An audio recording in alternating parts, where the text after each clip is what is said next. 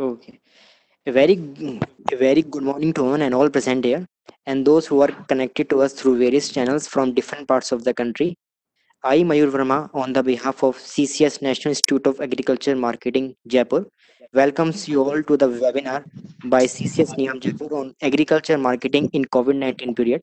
CCS Niam Jaipur being an institute established by Government of India to serve various agricultural related aspects such as training, research, consultancy, and education in agriculture marketing, fulfilling its mandate by dissemination of information and knowledge in relation to agriculture marketing during tough times like COVID 19.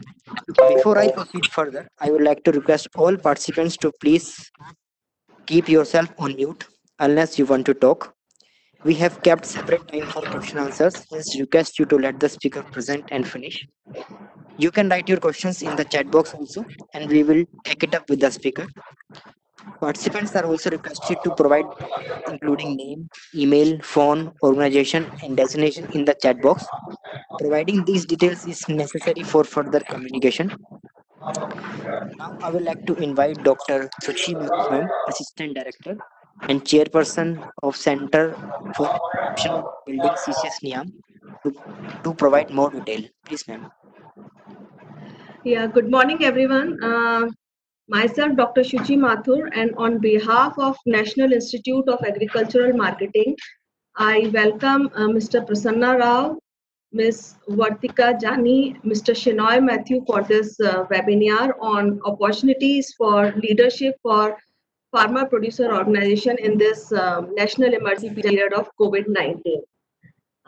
Before starting this webinar, let me introduce the three speakers of the day. And first is Mr. Prasanna Rao. Prasanna Rao is the CEO and Managing Director of Arya Collateral Warehousing Service, an agribusiness value chain integrator.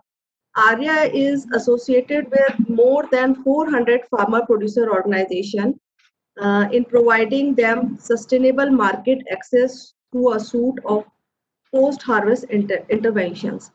Arya and its financing company Arya Dhan have a specific focus on catalyzing the ecosystem for farmers and FPO through post-harvest intervention that include storage solutions, credit and risk guarantee, financials and market linkage and policy level.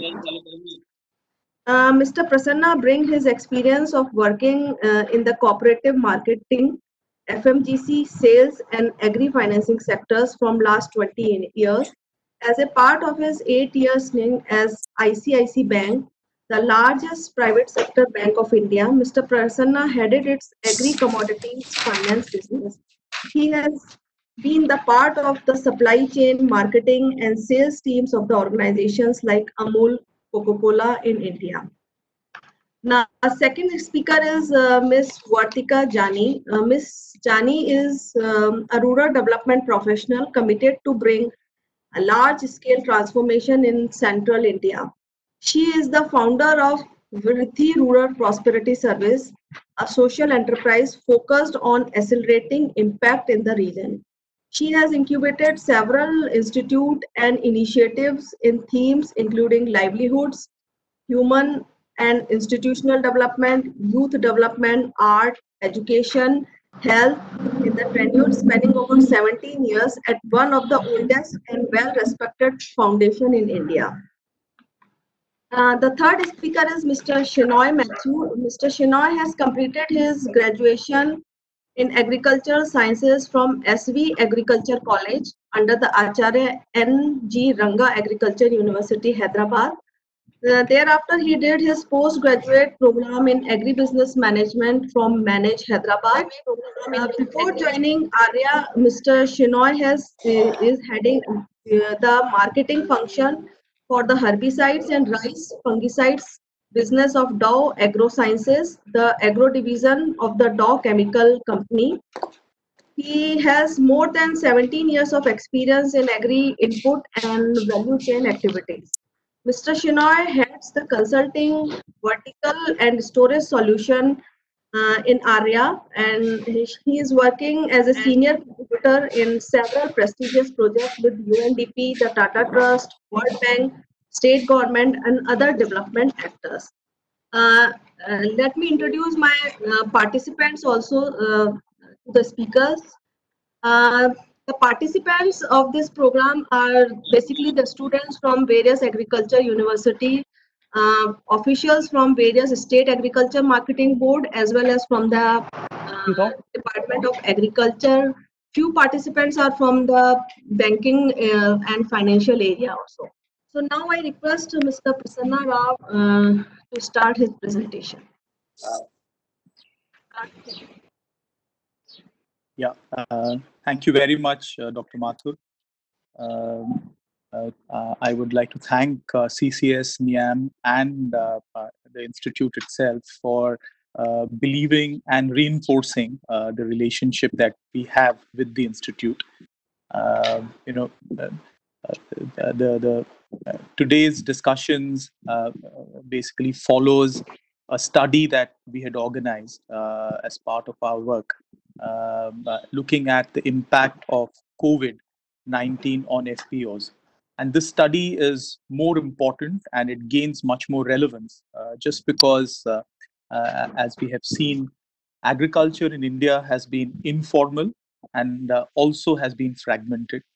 And COVID has exposed the weaknesses associated with this as nothing else and as never before. FPOs constitute a formal channel within this informal setup that can address the challenges of this broken nature of the agriculture supply chain. As an organization, ARIA is deeply invested in the FPO ecosystem, working with more than 450 FPOs. We have specific products and offerings, both in terms of agriculture services as well as financial services and financial products as loans that we offer to FPOs. And more than an academic exercise, this particular study has been more a way to understand what was happening with this very important target segment for us. And whatever we are sharing here is actually an input that came to us as an organization, as a group, to be able to be more efficient in servicing the FPO ecosystem. Now, the constituents of the FPOs are mostly smallholders, and thus a response that integrates FPOs with the overall ecosystem would not only strengthen the food chains, the agriculture food chains, would also address poverty as a whole. And hence, it is extremely important that we look at FPO ecosystem in the way not just addressing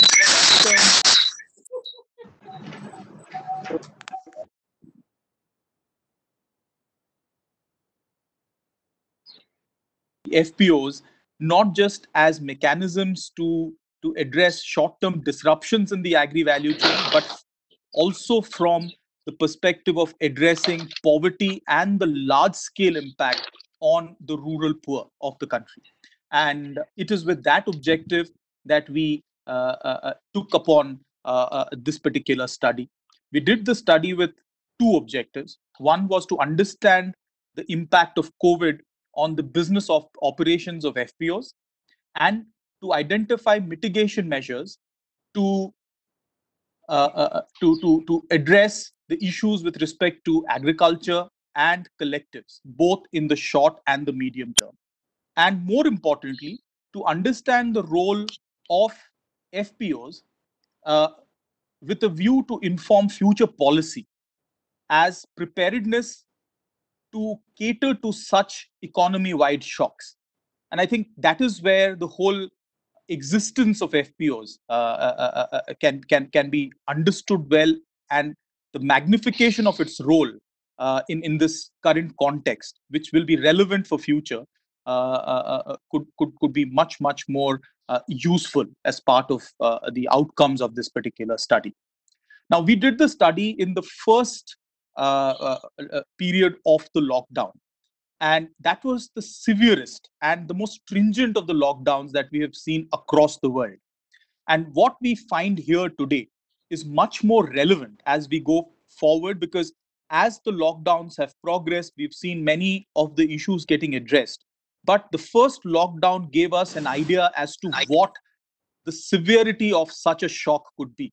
And that is where we present to you our understanding and our findings from this particular study.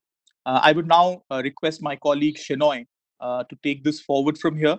I would also like to introduce our partner organization, Vriddhi, which has been an integral part and has actually led this particular study. Vriddhi is an organization that works towards accelerating impact for smallholder farmers and FPOs through its various digital services. Through its various projects, Vriddhi has reached more than 10,000 farmers in Orissa and Maharashtra. Its flagship initiative, I Am Kisan, is a paid for digital platform for smallholder vegetable growers for regular price discovery and market linkages.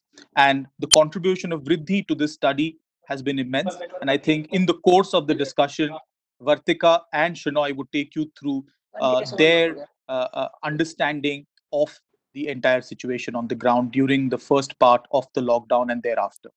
Shenoy, if you could please take over.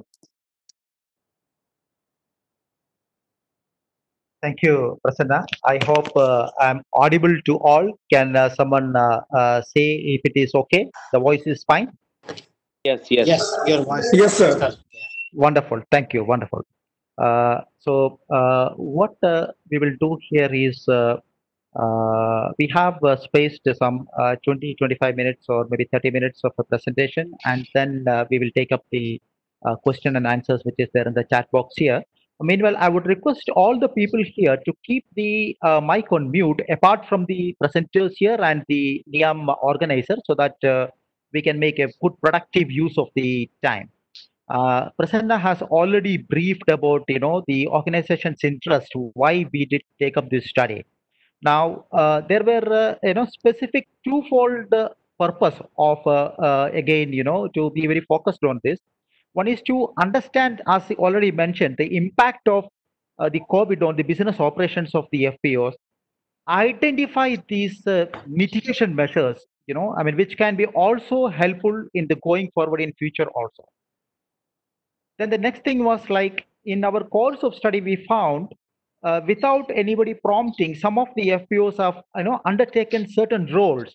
We will go and have a very high level look at those roles, so that in future, when we make policies regarding surrounding FPOs, these roles can be kept in the mind. Next slide. Yeah. We wouldn't spend much time. We would not spend much time on the approach and methodology part. The people who are interested to go in deep into this, they can, in our website, this report is uploaded, the complete report. So we would, scrape through the approach and methodology, because with a short time available, we would like to spend a lot of time on the maximum time on the findings part of it. So what we did is, like, we studied 92 FPOs we surveyed across 48 districts in the country. And out of that, we found that 67 FPOs data was quality data, and which had 2 business cycles at least. And then we had a discussion with the 8 people from the corporate side, because some of the inputs which was coming from the FPOs, we wanted to correlate it back with the corporate world also. So we identified 8 specific subject matter specialists whose inputs were taken. Yeah, we can go to the next slide.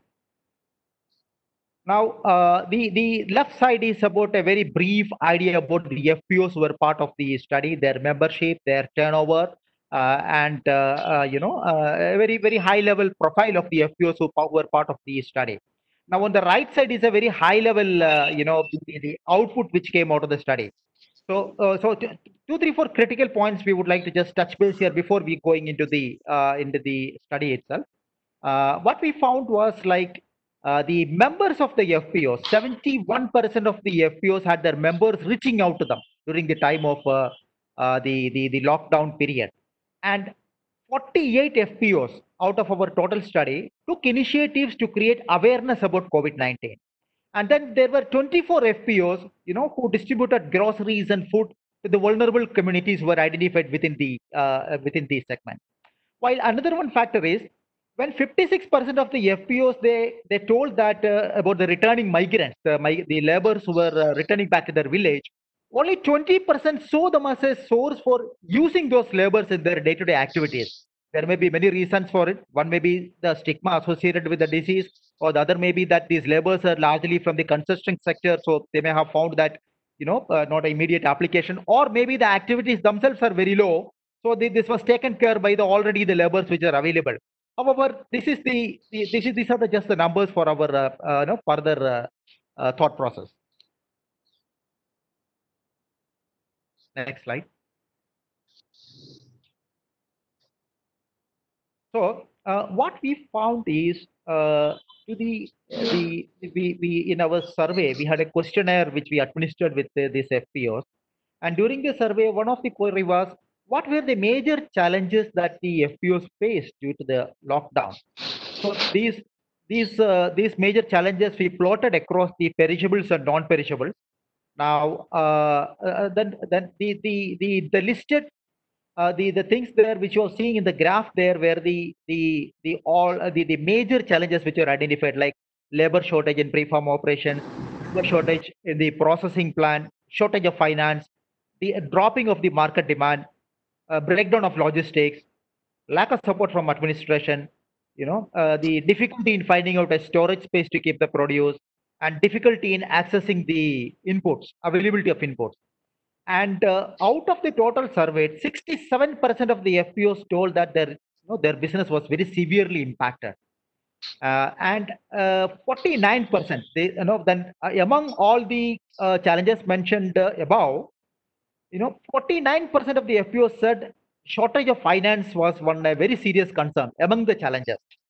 And interestingly, among the FPOs whom we studied, 6% of them, they went back to their members, requesting them not to sell their produce in distress or keep it for so that the prices will appreciate. Then as I told earlier, we found, very interestingly, 28 of them taking some proactive responses to protect their business. Next slide. Now, when we look at the impact of the business, what we found is we found the impact as a three categories. One is the impact where it was very immediate and intense. The other category was like there were delays, but the segment was found to be very highly vulnerable. And the third was at this point in time when we were doing this study, there was no challenges, but in the horizon we could see, going forward there can be challenges coming that we could see in the horizon. Now looking at the immediate and intense segment, these were the segments, the vegetables, like 11 out of 18 FPOs whom we surveyed regarding vegetable production. They said that there was a drastic reduction in their turnover, and the other segments were chilies and poultries, and there is the fruits and vegetables. Chili, poultry, as we know, because of the negative, the messages, whatever was spreading regarding that particular segment, there was a severe impact of that segment too. Then what we found was like some of the segment, as we mentioned earlier, they were, at that point in time, it was not like very severely affected, but it was seeming to be very vulnerable. These were non-perishables whose produce was not reaching the market. They kept the produce to be ready, market ready at that point in time. Their fear was like by the time market open, usually the way of this how the FPO operates, they do multiple cycles of selling. So the challenge of these non-perishable FPOs was the window available. I think somebody has to keep their phone in the mute. We are getting a lot of disturbance. Can all put your phone in the mute? We are getting some disturbance from somewhere. So if you can put the phone on the mute, it will be helpful. Or from Niam, maybe you can mute everybody except the presenter. Something like that can be done so that we get a productive use of the time. Mayur, please mute everyone except Mr. Shinoy.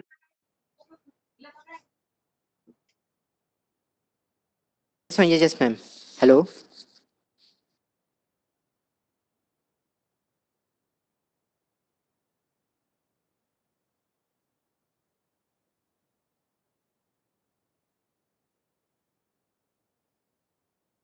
Mr. Shinoy is not audible.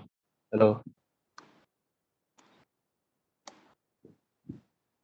Okay, is it audible now? I think I should. Yes, sir. Yes. Okay, thank you. You're audible, yes, sir. Thank you. We mentioned about the challenges of the non-perishables where the cycle available, the period available for selling was very limited. The other segment, interestingly, was like at that point in time, Mango FPOs were mentioning that they were not having any challenges immediately, but they were expecting it going forward because the mango was just getting ready for ripe and plucking. But what we laterwards when we inquired back, we found that that segment is all very seriously impacted now because of the lockdown and lack of availability of packaged materials. Yeah, next slide, madam.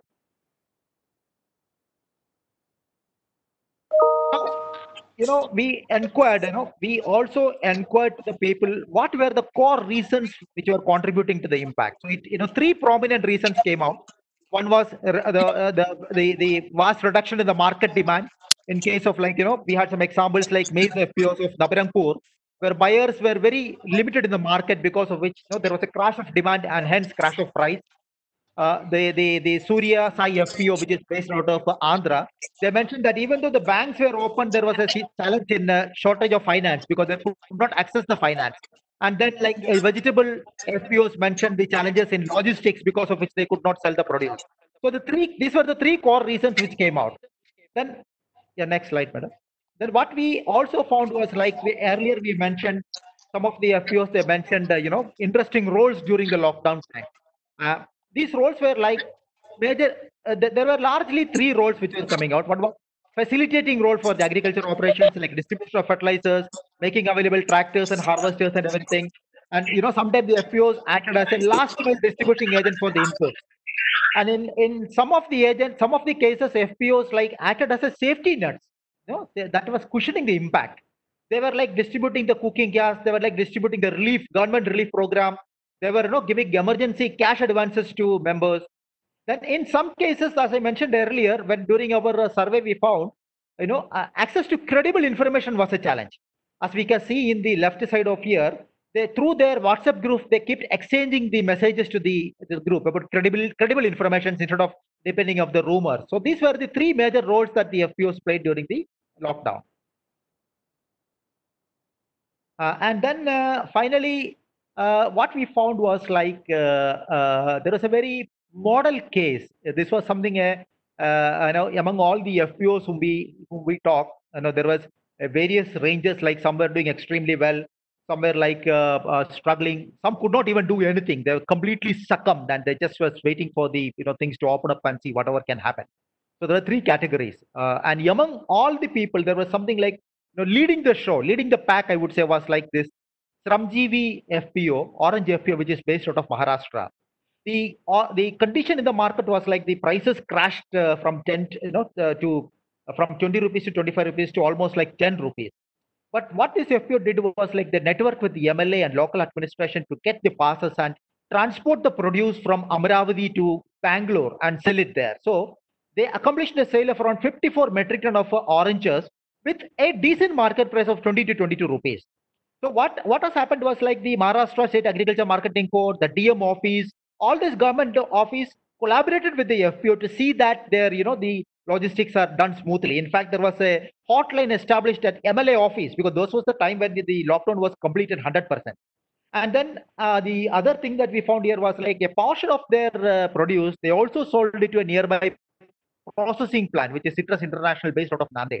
A very interesting thing came here that that was the particular private corporate. They found a win-win situation because of this license because of this this linkage with the FPO. They could secure letters from the establishment to keep open the plant running because the FPO was involved. So the MLA got involved and the local administration facilitated running of the plant so that the processing could happen. So this was a very model type of examples. Now, when we say that this is a model, we are not mentioning this was the only one case. There were several cases on a pan-India basis, such type of cases where FPO could take leadership and some of the things we are hearing now. Maybe when we open up the session, I would also encourage some of you, if you know some of these examples, to maybe mention that in the chat box also. I would request Vartika ma'am to take the next 2-3 slides.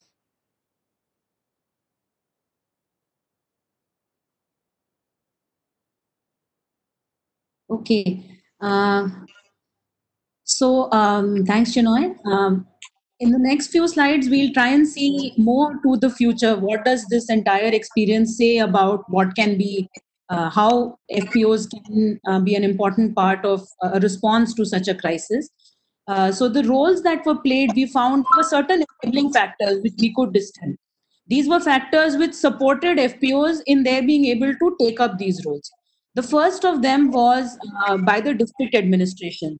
The point that Chinoy mentioned, even in the case of the Orange FPO, it was finally the district administration which gave the approval for running of the processing unit, for allowing mobility of the FPO, etc. So the district administration support is an extremely important factor which enabled these FPOs to take initiative. The second one is in terms of the existing linkages of FPOs. So just like for all of us working in digital, we are using our existing linkages. Even in this case, it was something which was heavily used. This provided them some degree of flexibility in movement of their goods. Access to government support. For instance, some FPOs in Maharashtra already had linkages with NABARD, and therefore they were able to leverage those. One of the very important things was where they had linkages with traders already, and that gave them a certain degree of confidence about market and what was happening in the market, and also help them to build new market linkages. So this was a very important element where an existing base was leveraged. Now, with the breakdown of logistics and that being a very important limitation, wherever FPOs had direct access to markets, it has, in fact, in one case, one FPO even reported increasing of their revenue because they had direct access to market to consumers, and the demand was there and they were able to use this as an opportunity. The remainder 2 points talk about how the FPO's own strength. So we found that those FPOs which had, we had almost 45% cases where members had called the FPO proactively when this entire crisis happened. And when we looked at, okay, who are these FPOs where members have called them? We found that they are actually more likely to have done something about COVID, or the other way around, those who had done something were more likely to be responding to members calling them. And also those which had business which had been rising, they were more likely to have done something in response to the COVID crisis. So we can say that those organizations, if a good, strong, functioning farmer organization is in an area, then it has been able to, it is an enabling factor for it to go to an additional thing in terms of a response to a disaster like what happened post COVID, as well as the state. We've called this report going viral. The reason for that is because we believe that while this is an unprecedented global situation, it is also one of great opportunity for farmer organizations. And so the remainder, the 10 odd recommendations which we've put in this report are basically for everybody involved in agriculture to help this process of FPOs being able to take the opportunity of this context which has been created by COVID. So the first of them is also, I must add, that this is not only for the FPOs. We believe that for the process which we are in right now, agriculture and maintaining, proper agriculture performance, some of these factors would be very important for farmers. So the first of them is around agriculture input supply. We know that seed, pesticide, etc., all of this, having a smooth supply chain for it is extremely important for farmers. Today, FPOs, some of them do have licenses to deal with it, but we thought that it may be a very encouraging motion if these were to be waived for a limited period of time based on performance of the FPOs, where they could then aggregate and supply this to their own farmer members. The second point is around availability of credit. So as Shinoy has already mentioned, that while banks are there, new credit approvals are difficult to get by. Secondly, in our experience, usually an FPO uses capital of about 50 to 60 lakhs to generate business of about 2 to 3 crores. This is because they do work in short sprints. They rotate the capital. Whereas now, because they will be buying a lot more concurrently, they'll probably need to store for longer. Their credit requirement is also likely to be higher. So NBFCs can come in and bridge this very important post-harvest financing gap. This is a very important area which can be taken up. The third is around storage solutions. This also has 2-3 layers to it. One, of course, is innovations in storage solutions, flexible hermetic storages, which don't require a lot of time to construct fixed warehouses. That can be increased. Linkages with warehouse receipt financing, that by itself is another intervention. And the third is for sectors such as Chile, where they are prone to a lot of global uncertainty, and some kind of storage guarantee program can be developed, which would hedge the risk for these farmers. The remainder 2 points on this particular slide are related with market linkages. We believe that there is a big opportunity for bridging corporate demand with FPOs. Now, this is nothing new. It's been talked about many times, but there is an important legacy of lack of trust, if one can call it, based on not very good experiences of FPOs with corporates. We believe that digital platforms like the one which we are using now, these are all opportunities where FPO and corporate interface can be increased and improved by very structured facilitation and guidance. You must have everybody would have seen, and perhaps depending on where you live, also experienced, where farmer markets were set up in your own cities, apartment blocks, etc. City consumers were linked with FPOs or with farmers. They would come and sell. This was an extremely important initiative taken by many district administrations, and something which can be formalized going forward, because as we have seen, direct linkage with markets does improve resilience of the farmer organizations. However, in this, one important note is that where local demand far outstretches local production, you must have seen the picture of strawberry farmer right in the beginning of our presentation. For those distant markets also need to be linked. It's not enough only to rely on local markets. All right. Now, the first point on this slide of uniform protocol for movement. A lot of people have now, a lot of state governments now have an e-pass system. This was not so prevalent in the early stages of the lockdown. But mobility really is the key. And in that, if a standard protocol can be developed and a simple way by which while being exempt under essential commodities, agriculture produce actually can use that exemption. So this is one detail which all policymakers must work out if any such thing is to happen in the future. Over the longer term, FPOs and traders, FPOs need to be enabled so that they have a more level playing field with traders. Right now, they have to pay cess. They do not have advantages, whereas traders, of course, firstly, by virtue of being old players and of a different scale, they have a lot of advantages, which FPOs do not have. So some kind of facilitation there would help FPOs get a level playing field. We've seen, Shinoy gave some examples where FPOs have very ably handled last mile distribution. This has been for entitlements, this has been for requirements of their own farmer members, as well as for agriculture input. So here there is an opportunity for FPOs to be used as a last mile connector, handling decentralized distribution on behalf of the state every such time such a disaster happens. Now, the power of information in today's world, I'm on the penultimate last but one point. Power of information we are all aware of in this world, how much it influences behavior in today's world. However, good quality, credible information is very difficult to come by. And so, given that FPOs used so much of digital technology, we found many cases, I think almost of the ones who did take actions, almost 60-70% of them used WhatsApp very effectively. They used helplines and hot helplines they were set up. So this can be again a very important intervention for the system, where FPOs can help fight fake information in these periods. If a source of credible information can be developed, then FPOs can be used to amplify that message. And finally, before we close, I think we were very cognizant of the fact that farmer organizations are a very small part of the formal part of the agriculture value chain. So it can be as low as 0.8%, as low at 8%, and within that, FPOs are very, very tiny. They have severe capacity problems. They have issues with respect to their relationship with their promoting organizations, mostly non-profits.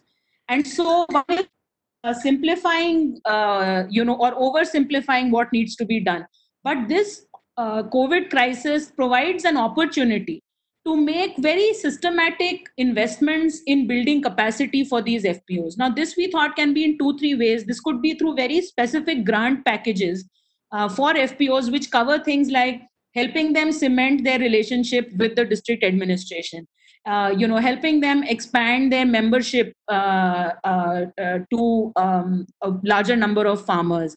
It could include newer markets that they can access, because again, many examples where FPOs which were in a certain line of business actually also adapted and took up newer business lines. And a fourth, again, a very big opportunity which is there for them is the large number of returning labor. As you would see in the report, only about 20% of the FPOs we spoke with saw it as an opportunity. And this was, we are talking about 6th or 7th of April. Since then, there has been a mass exodus. All of us are aware of that.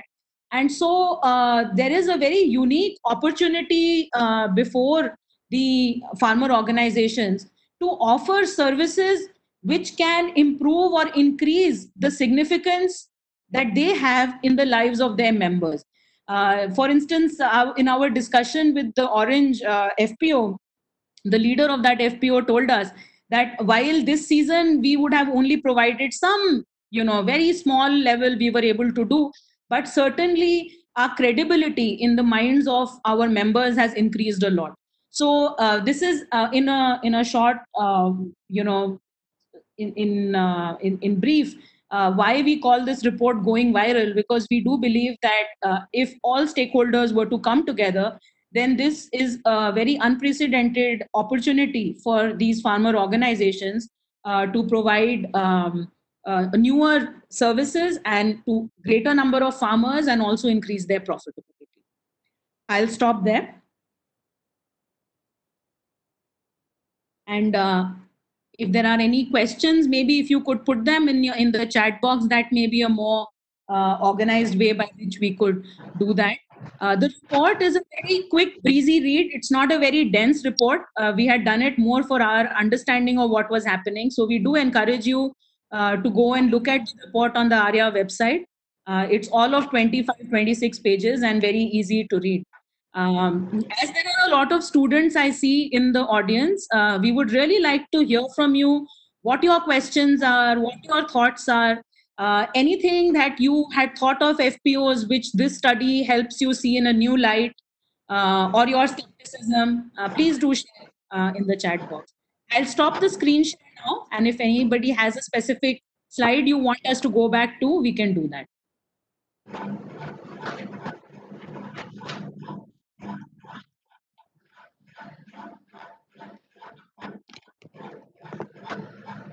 Participants, do you have any query or question regarding to the presentation?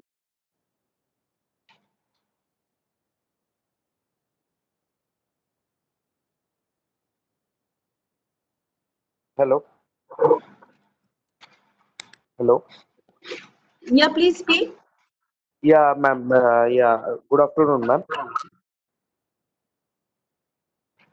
Hello. Yeah. Speakers are listening you. Yeah. Please speak. Yeah, ma'am. There is a new intervention of government to include private organization in the FPO system also. So we see that NinjaCart, AgroStar, and these companies are intervening with the FPOs, and they are making the margin. So like the mediators are being removed, so that farmer is getting the fair price. But whether in the long run, whether farmer is able to cope up with the future scenario, because the prices are hiking like anything, and farmer is getting only 1 rupee or like that, very low price is getting for his produce. This is my question now. Okay, so there are actually in the chat also a couple of questions, Dr. Suchi. Shall we just go through Yeah, those? yeah, please carry on, ma'am. Yeah.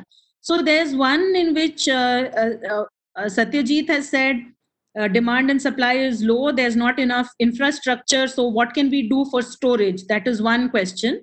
The second is from Yashwant, which says how can FPOs use this as an opportunity? The third is there's a question on why the corporate sector does not feel encouraged to invest in agriculture sector. That's the third one. And what are FPOs and what are their roles? So maybe on storage. So I'll start, and then Shinoy, I'll ask you to come in with the response on storage and what are the concerns of the corporates in terms of linkages. Yeah. So the first is FPOs, basically farmer organizations. These are aggregate of farmers come together as a commercial enterprise. I think the big difference between FPOs and a charity response is that this is a business enterprise run and owned by farmers. So they decide, they choose leaders. It is there. It's like a cooperative, but run as in a different legal framework. There are advantages in this. Someone has said, how can startups support FPOs? There is a lot that can be done. Some, even our colleague here who had shared the question about AgroStar, other such coming in and partnering. I think overall FPOs provide an aggregation. So there are many, many smaller spread out farmers. The FPO provides one platform for all these farmers to come together. And that platform, as many as entities can use that platform, it is a good thing to be encouraged by policy. That would be my view on it.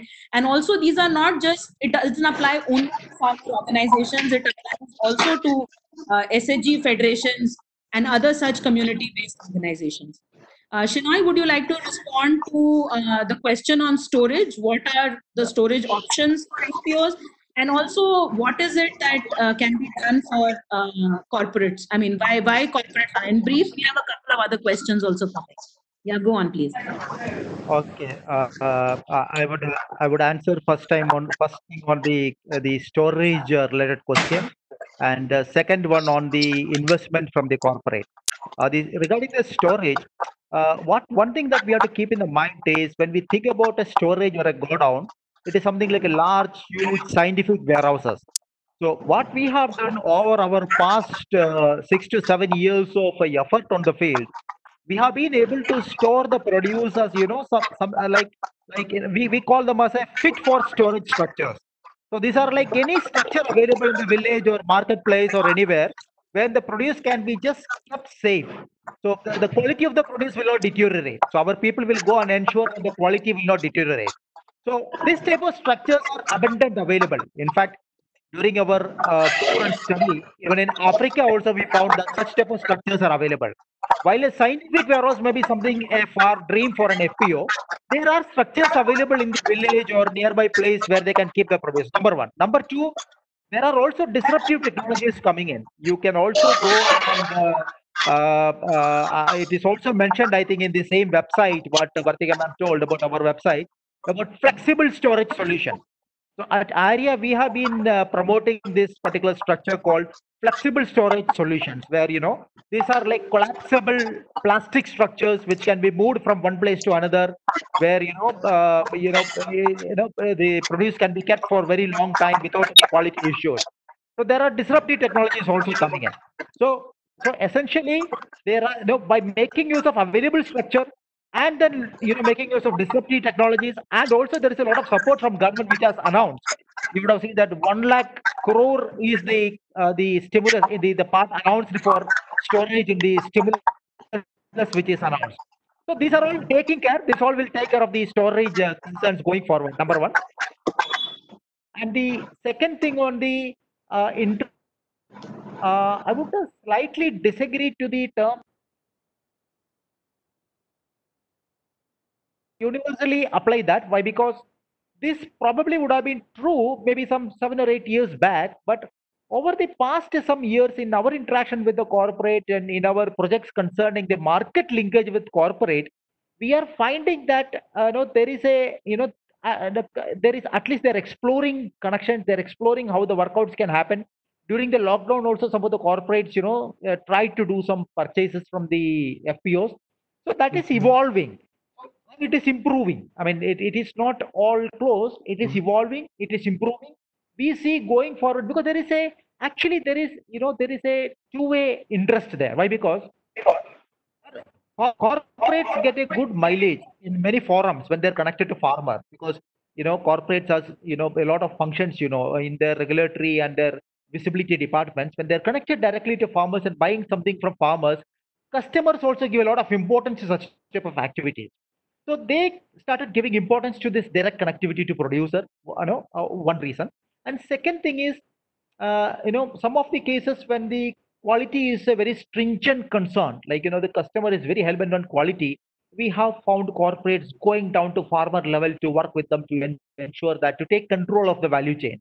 It is improving. Well, all said and done, it is not like cakewalk or walk-in type of situation even today, but it is vastly changing. Going forward, it will improve a lot. Okay, sir. Right. Thanks, Shinoy.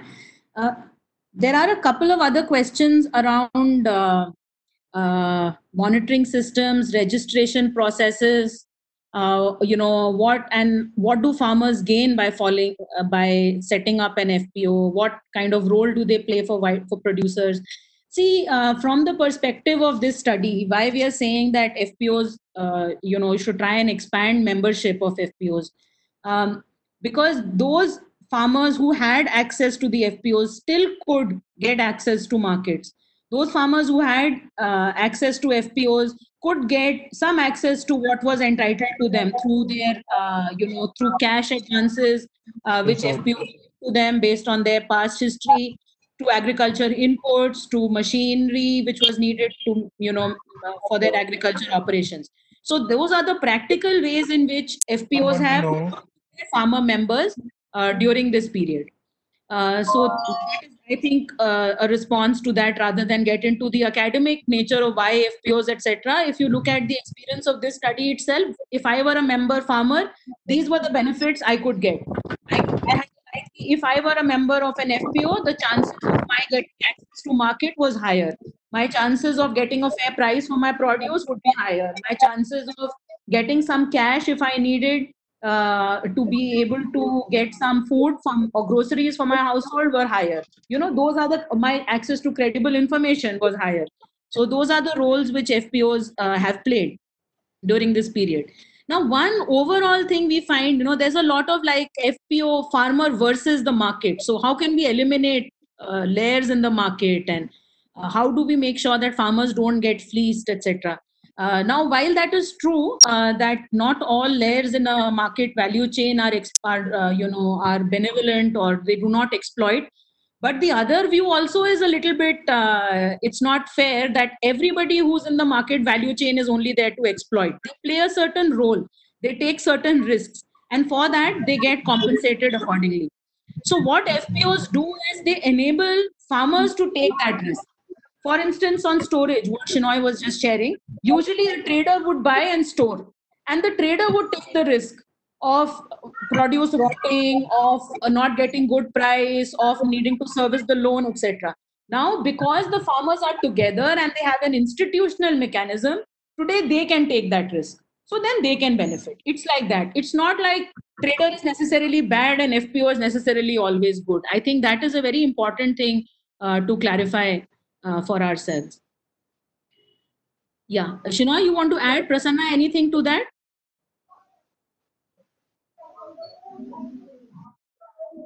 No, I think that is fine. Yeah. Yeah. Okay. There are Shinoy, go on. Yeah. So I was also looking into the questions that is, I think, still to be answered. So there are some questions. Some questions where they're like there is. I saw one question. Why can't FPU get into the post-harvest value chain? Why can't they process it? Why can't they export it? So in fact, if somebody has somebody get a chance to speak to or study the operations of Sahyadri grape FPU, which is in Maharashtra. Shinoy, you're mute. Lines. Yeah. Yeah, go on. Okay. So there are there are such instances where FPOs are, like, we call them, graduating, on the value chain across, my going on further in the post harvest value chain. In our dream, many of you can, some of your students, or many of your students, you can go and read what did Kibbutz and Moshav, the collectives of Israel, where they were 50 years back, and what they have accomplished in last 50 years. Some of them have owned large factories. Some of them convert, dairy, milk to chocolate and export them. They're large export houses. So that is the direction in which at least we in area see these FPOs growing, going forward. We are at, like, the inflection point of a great revolution. That's what I would say. We will see this advancement in the post-harvest value chain, processing, exporting, going forward. Some of them are doing it. We will see more of them doing it.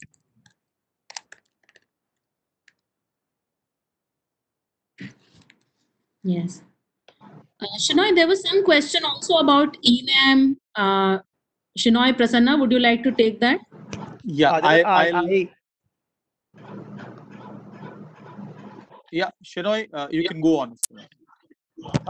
See, what INAM has done during the period is, as we mentioned earlier, there is a serious constraint regarding logistics and transportation.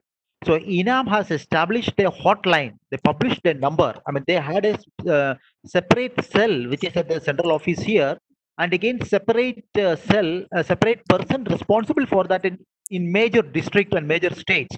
So what they were doing, they were coordinating this type of any challenges which is coming in. So they had even onboarded a list of trucks drivers with their entire details in their website, who could be contacted for transporting the material. Essentially, they did a lot to resolve the transportation crises, but I could not get a chance to go back and check with the FPOs, like how much of that was effective, and then at least from their side on the effort part, there were a lot of steps that they have taken to resolve the transportation crisis which was there. Yeah, just to add, we still are unaware of the actual impact of ENAM on actual transactions. The numbers, the way it has grown, seems encouraging. As we speak, currently there are about close to 785 ENAM-enabled mandis, and this, by the end of this month, was supposed to go to about 1,000 mandis.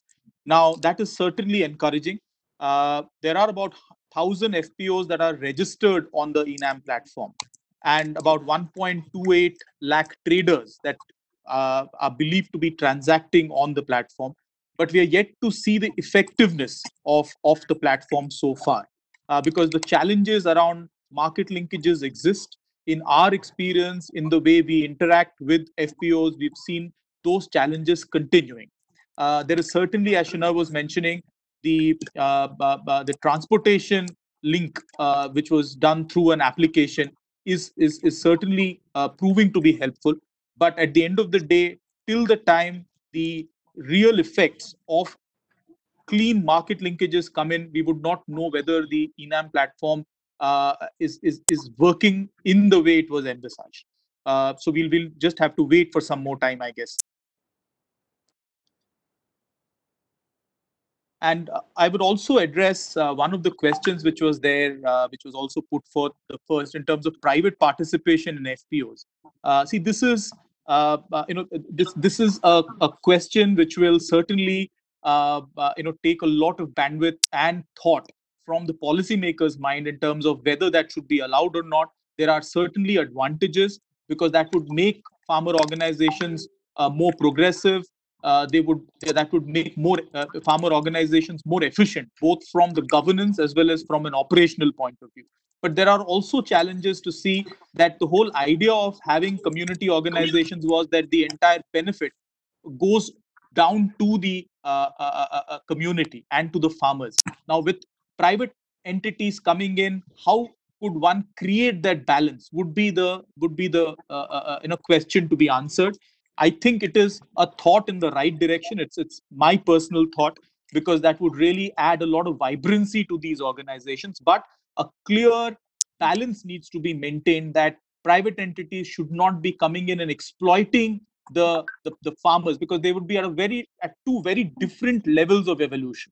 and understanding and market savviness. So it's important that while the advantages of the private enterprise be leveraged to make FPOs more stronger, but at the same time, it should not be that they are exploited and then we land up in a different kind of a problem.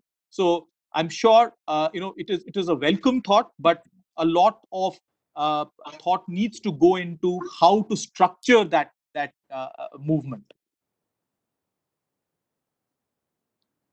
Yeah, I think we're about closing time. I just wanted to add one point that this study particularly, we have a lot of literature on what FPOs can do. We have experiences, as Shinoy also shared, from other countries.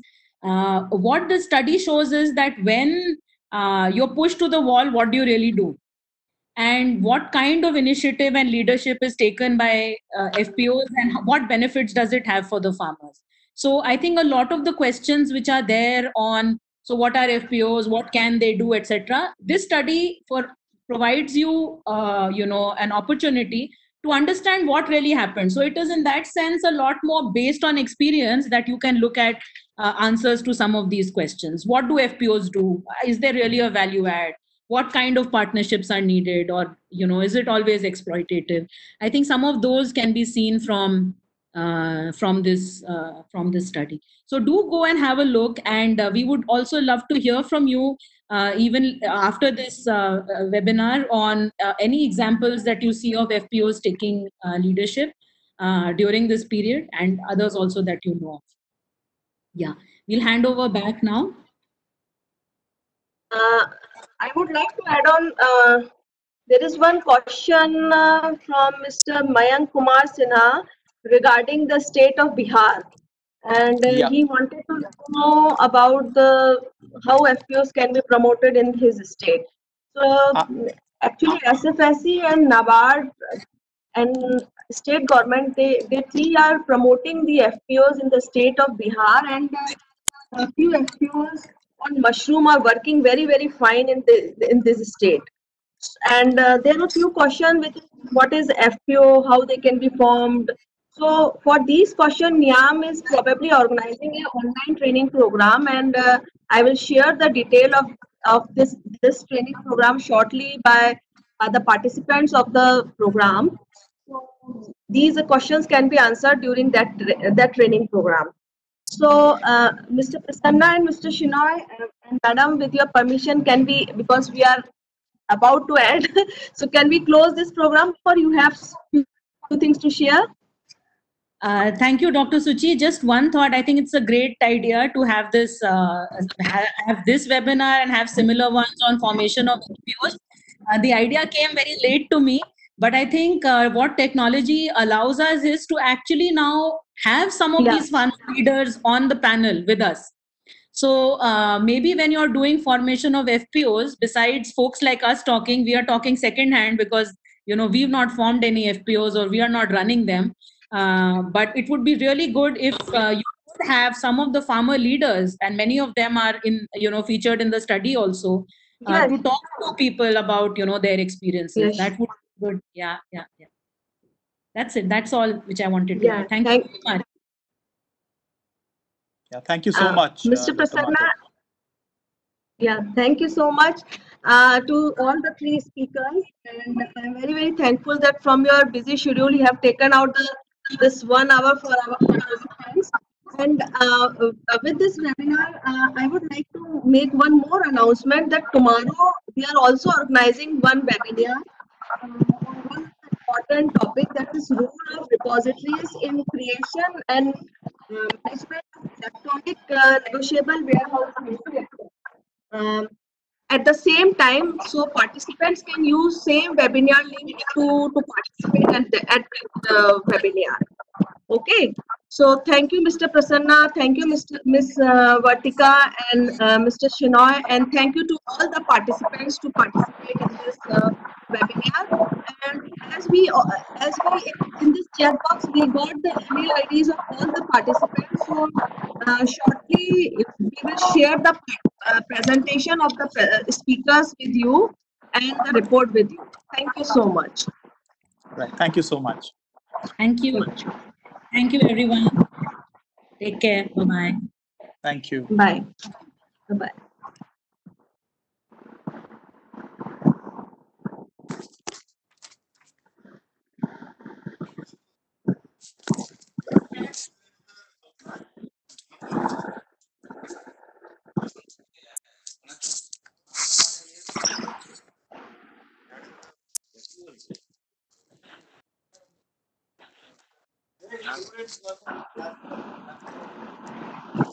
Okay, bye to all of you.